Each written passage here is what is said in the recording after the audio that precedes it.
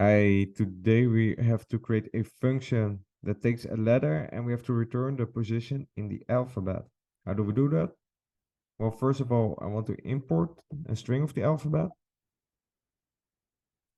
So we can do the following: import the module string, and then define a variable called converter, and that is equal to string dot ASCII lowercase. Well, let's print the converter. There we go. So first of all, we import string.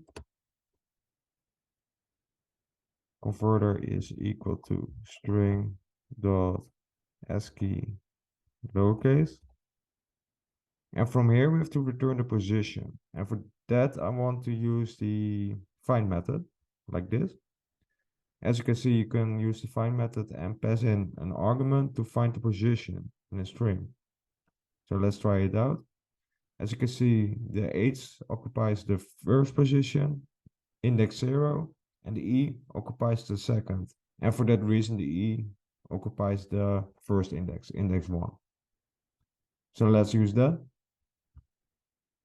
So we use converter dot find and then pass in the argument alphabet. Well, let's return the result. 0. Well, like you just saw, the first character occupies the index 0. But in this case, we have to return index 0 as index 1. Like this. And let's see if the Z works as for flawless. And it does. Okay.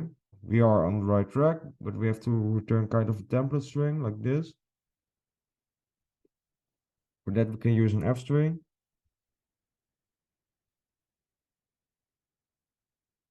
We only have to replace this with this. And preserve it in curly braces. There we go. Let's conclude it with a quotation mark. Of course, you have to return it.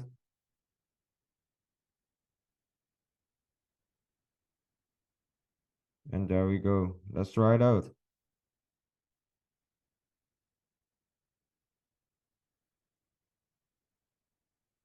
Excellent. Hope this video has been useful and hope to see you in another video. Ciao.